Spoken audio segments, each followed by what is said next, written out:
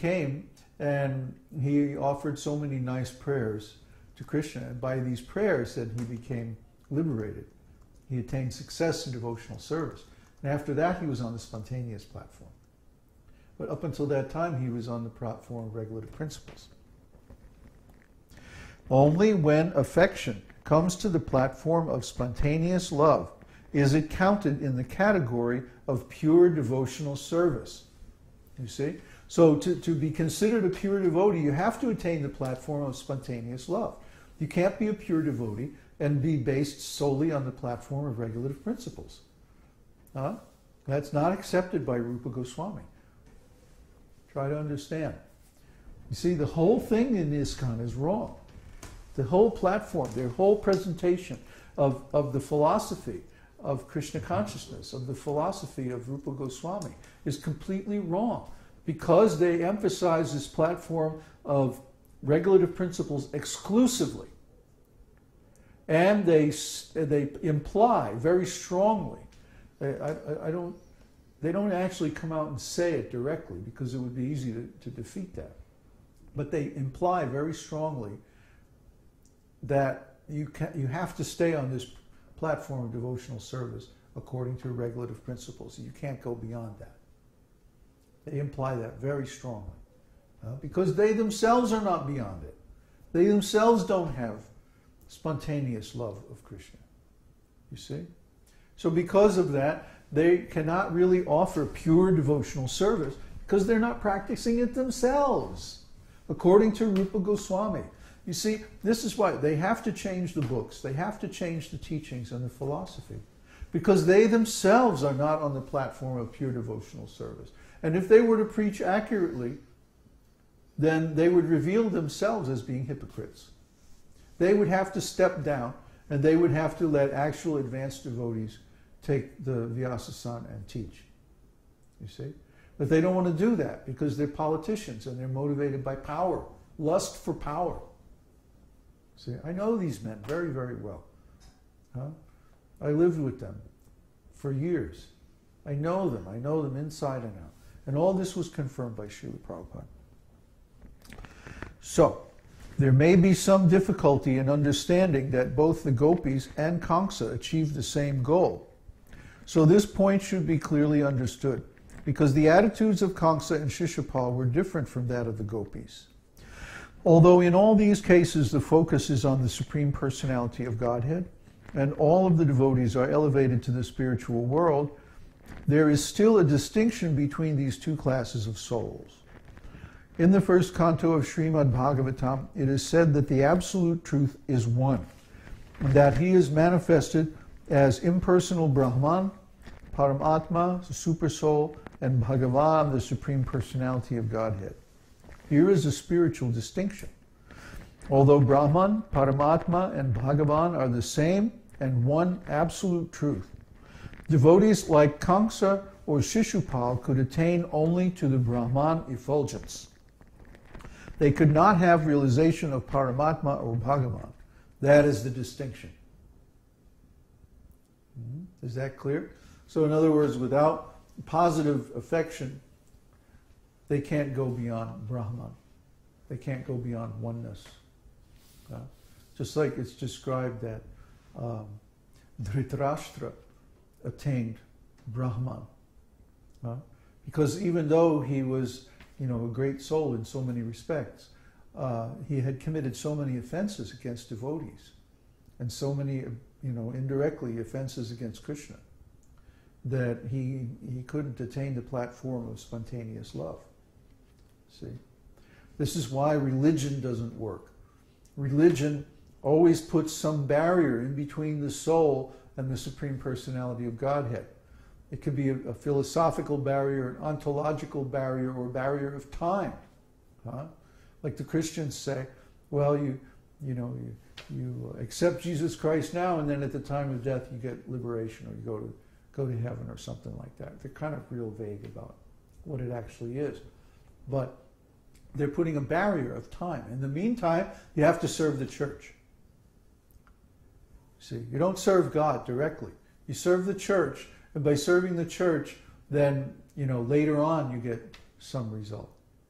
But no, all these things, Prabhupada here is not using the future tense. You notice that? He's not saying that sometime in the future, then maybe you get to go to the spiritual world. No, he's saying when you come into a spontaneous, loving relationship with Krishna, then you're in the spiritual world. You're in the spiritual world because you're in consciousness of your real self as a spiritual being in relationship with Krishna right now.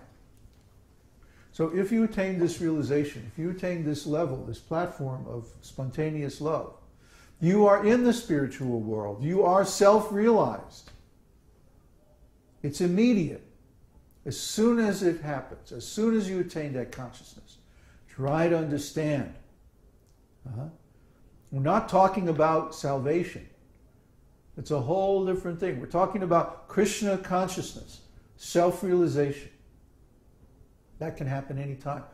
Prabhupada always said it can happen in a second.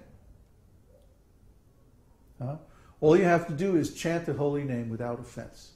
And that's the trick. See? The trick is to chant with the holy name without offense is not so easy. It takes a long time and a lot of purification before one is eligible to chant without offense. Most of us are committing offenses all the time.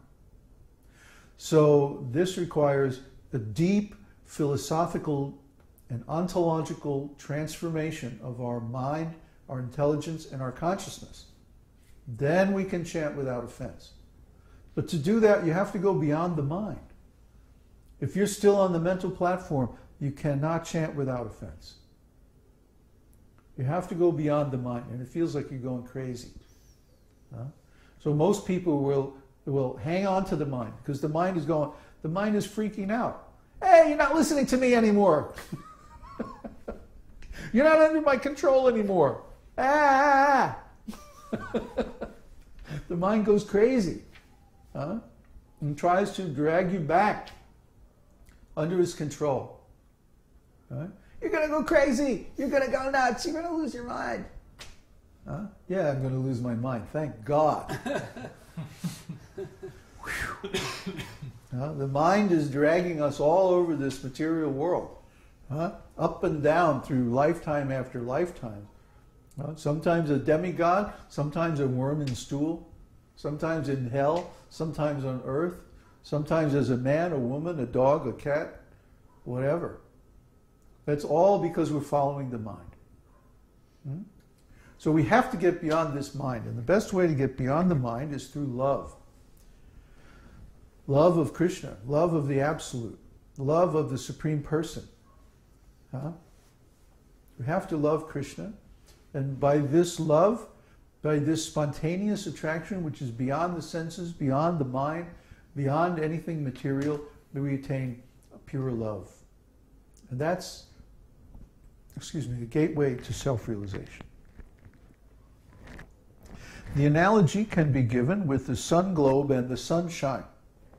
To remain in the sunshine does not mean one has gone to the sun globe. The temperature of the sun globe is different from the temperature of the sunshine. One who has gone through the sunshine in jet planes or in spaceships has not necessarily gone to the sun globe. Although the sunshine and the sun globe are actually one and the same in quality, still there is a distinction because one is the energy and one is the energetic source. The Absolute Truth and his bodily effulgence are in the same way simultaneously one and different. Kamsa and Shishupal attained to the Absolute Truth, but they were not allowed to enter into the Goloka Vrindavan planet. Impersonalists and the enemies of the Lord are, because of attraction to God, allowed to enter into his kingdom, but they are not allowed to enter into the Vaikuntha planets or the Goloka Vrindavan planet of the Supreme Lord. To enter the kingdom and to enter the king's palace are not the same thing. This is very clear. I don't think I need to explain that. Let's see.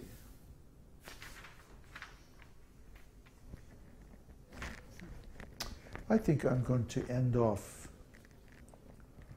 here and ask for any questions.